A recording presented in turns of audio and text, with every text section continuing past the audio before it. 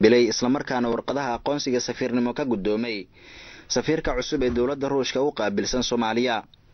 Mr. Valery Orlov oo ah safiirka cusub ee dawladda Ruushka u qaabilsan Soomaaliya ayaa madaxweynaha dalka waxa uu ku wareejiyay warqadihiisa aqoonsiga safiirnimo iyagoo intaasi kadib madaxweynaha Jamhuuriyadda Federaalka Soomaaliya Mudane Xasan Sheekh Maxamuud iyo safiirka dawladda Ruushka u qaabilsan Soomaaliya ka wada hadlay xiriirka labada dal iyo qaabka safiirkan uu dalka Soomaaliya uga howlgalayo.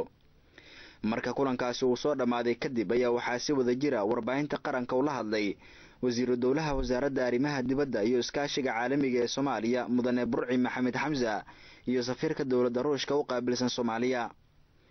Safiirka dawladda Ruushka u qaabilsan Soomaaliya Mr. Valery Orlov oo ku dheeraaday xiriirka saaxiibtinimada ee ka dhaxeeya labada dal ee Soomaaliya iyo Ruushka ayaa sheegay in dawladda Ruushka ay diyaar u tahay in Soomaaliya dhinacyo badan ay ka taageerto. I had the honor today to present my credential to His Excellency, the President of the Federal Republic of Somalia, accrediting me as Ambassador Extraordinary and Plenipotentiary of the Russian Federation to the Federal Republic of Somalia. Marka hore waxaan aad ugu faraxsanahay inaan imaado magaalada Muqdisho ee caasimadda dalka Soomaaliya. waxaan maanta warqadayda aqoonsiga safiirnimo aan ku wareejiyay madaxweynaha Jamhuuriyadda Federaalka ee Soomaaliya Mudane Xasan Sheekh Maxamuud oo niga gudoomay. taasina waa mid aan aad ugu faraxsanahay. dalalka Ruushka iyo Soomaaliya waxaa ka dhaxeeya xiriir soo jireen oo dhinacyo fara badan leh oo aad u wanaagsan. dalka Ruushka Soomaaliya wuxuu ka taageeray dhinacyo badan oo horey ugu taageeri jiray way ka mid yihiin waxbarashada iyo dhinacyada tababarka iyo baabuurka xirfado kala duwan dhinaca diblomaasiyiinta waynu sii wadeenaa arintaasi. anaga iyo Soomaaliyana waxaynu nahay laba dal oo saaxiibo ah. Ruushka iyo Soomaaliya waxay lahaayeen xiriir soo jireen wuuna sii socon doonaa. The Russian Federation is rendering political and diplomatic assistance to the efforts of Somali government to overcome a political crisis in the country.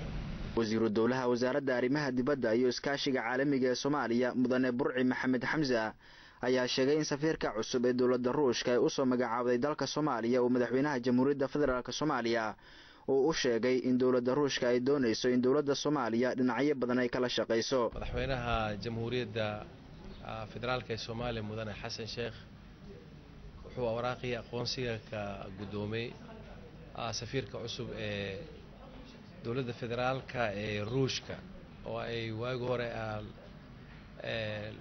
ay ahaan jirtay midowga Sovietiga.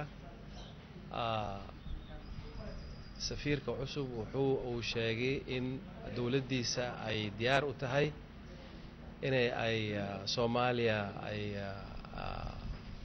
xiriir fiican inay la yeelato oo xoojiso xiriirkeeda ee Soomaaliya.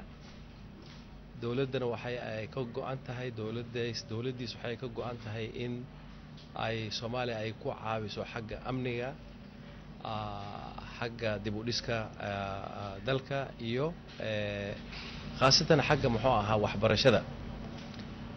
Soomaalidu way ka warqabaan dawladdan Ruushka markii ay ahaan jirtay midowga Sovieti waxyaalaha wax ku ool aad u fara badan ay Soomaaliya u qabatay. Soomaalidu waxay xasuustaan taageerada ay na siin jirtay xagga ciidamadeena. muddooyinkan dambe waxa ay soo tarayay dawladaha caalamka ee safiirada u soo magacaabanaya dalka Soomaaliya